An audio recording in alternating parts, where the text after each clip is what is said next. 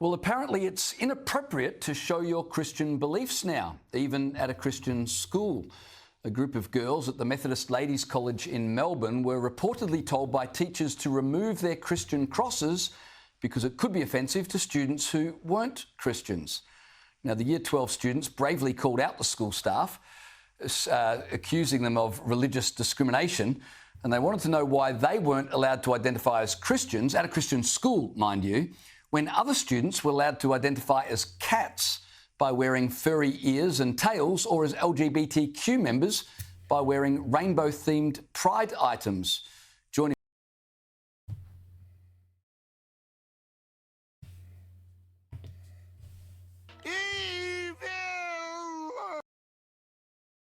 It's happening, y'all. It's happening right in front of our eyes. It's taking over. This nonsense, this evil, this... So now people can't be Christians. Now our religion, now our culture is affecting you to the point to now we can't say what we want to say anymore. A lot of churches, a lot of schools that are supposed to be Christian schools or Catholic schools, they're falling. They're falling, honestly. They're falling. They're falling for the trap. They're falling for the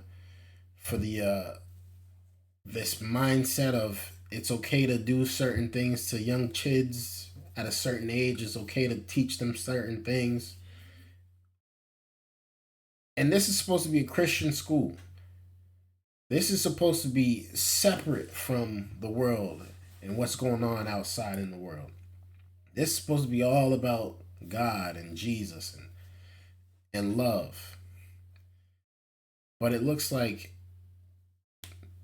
we're seeing another falling of another school. Another Christian school, another Christian church falling. That's crazy, man. Let's continue.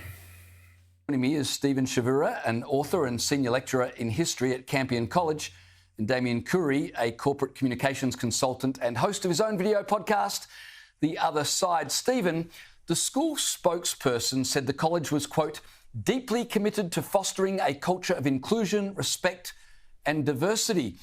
They're going to diversify themselves out of business, aren't they? Well, they should. I mean, we know now that the word inclusivity means exclusivity and diversity means uniformity. But I want to praise these girls for standing up to woke bullying, because that's exactly what happened.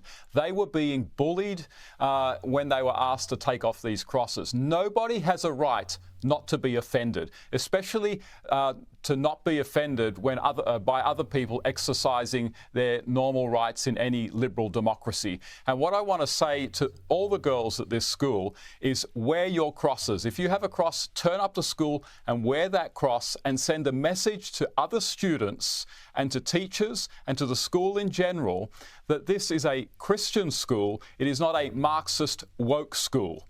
And so I praise those girls who did that, and I can tell you right now, the school will back down. Don't be bullied. Look, man. Yeah, good advice. He couldn't say it any better than that, I'll be honest. I like what he had to say. Don't back down, man. Don't back down. The other day, somebody asked me, man, you celebrate Halloween? Are you going to bring your kids outside to trick-or-treat?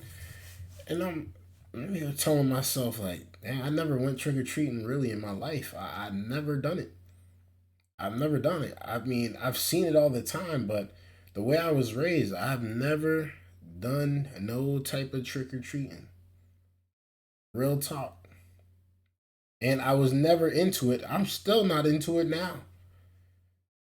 Because the way I was brought up and the way I was raised, that was pure demonic stuff. Pure evil. It's bringing in spirits and all type of witches and warlocks. That was what it was originally created for. Is a day of celebration for the devil. That's what I've heard was the origination of Halloween. So I never Never had to partake in it, never wanted to partake in it, still to this day, never going to partake in Halloween. I could care less. If I want candy, I could go down the street to Walgreens, the corner store, and get a Snickers bar and call it a day. I don't need to go trick-or-treating. You get what I mean? But this is crazy. I like the fact that these kids are standing on business. They're standing on whatever they want to stand on religiously.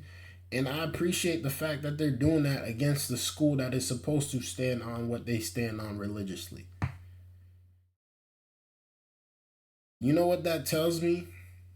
Somebody infiltrated the school and they took it over, and now they're changing it into a non-Christian school. Not even a non-Christian school.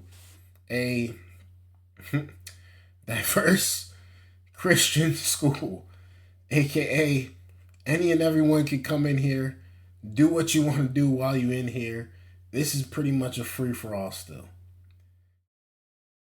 You gotta keep that stuff separate, man. That's just my honest opinion, but let's continue.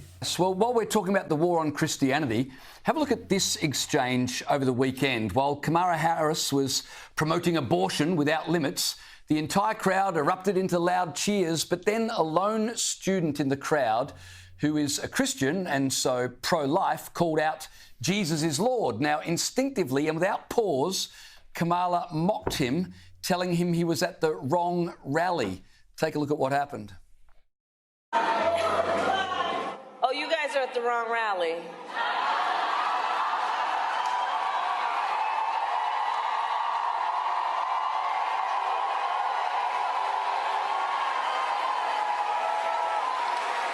No, I think you meant to go to the smaller one down the street. I can't really tell. Wow. I can't really tell if that person really said Jesus is Lord or not. If that person said it, then Kamala Harris is so wrong, so wrong, so wrong for that. If that person actually said that in the crowd, I can't really tell. From what I'm hearing, it sounded a little muffled, so I can't really tell. But if that's the case, that is super wrong. But if it's not the case and he's just hackling, then she's just hitting him with or her with jokes, or tell her to go to the next rally, which is smaller. I understand it if that's the case. Cool. We have no issue there. All right. Let's continue. Wow, Damien, what do you make of that? It's crazy. Well, I think it's interesting, isn't it, that, someone cries Jesus is Lord at a Democrats rally and they're immediately told by the party's presidential candidate that they're at the wrong rally. What does that say about the Democrats and their beliefs and their views? I mean, we've replaced Christianity in the West or in modern Western culture with, this woke ideology, cult, religion nonsense. And it's just leading us into all the sorts of rubbish that we've seen at that school in Melbourne, and I think obviously the principal there has to show some leadership as well. I think she needs to get out there and stand up for those girls that stood up for their right to display a cross. But it just speaks to where we're heading. Every day you wake up and there's just another crazy, insane, woke madness story out there. And in this case, talking about late-term abortion on demand. Could we just have a little bit, perhaps, debate and discussion about this incredibly complex ethical issue without just assuming that everybody who suggests that, it might be a little bit more complex than just my body, my choice is some sort of, right-wing, far-right nut job that's at the wrong rally. I mean, if that's the inclusivity of the Democrats, they're going to inclusive themselves out of office pretty quickly, I think. Indeed. And when Kamala Harris says you belong at the smaller event down the road, I tell you, there's some churches in America that have crowds Kamala Harris would die for. I mean, that, to me, to be honest about that situation with the abortion, man, obviously there's some stories and each person has their own situation that they got to deal with. I get that. Everybody's situation is different. But from my perspective, I I prefer people to not kill babies. That's just my opinion. Now, a lot of people might not agree with it. A lot of people may not feel the same way, especially if you're a woman, because, at the end of the day, the woman is the way for the child to come into this life, regardless of how we look at it. The power for this subject is really in the women's hands, and it's really up to them to really not only fight for the right to kill babies, but fight for the right to have healthy relationships, healthy families, healthy kids, and not really just going out here having kids because you accidentally slipped up. You know what I mean? Like that stuff is wild to me. That stuff is wild. There's so many ways to prevent yourself from having a kid. So many ways. I mean, there's thousands of ways. I don't care how good it feel. I don't care how long it is. I don't care what you talking about. There is so many ways to prevent yourself from getting pregnant. So it's really up to you. It's really up to you.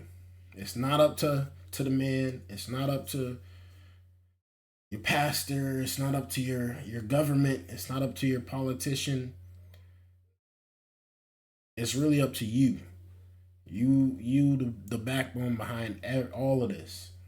So it's very important that you keep that sacred and you don't waste it and you don't kill that and you don't harm yourself. And now for those situations that people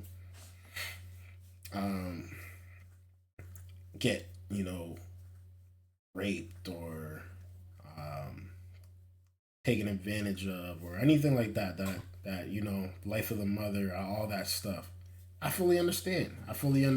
You know what I mean? Not even that I fully understand, but especially for life of the mother, I understand. Like, do what you have to do. You know what I mean?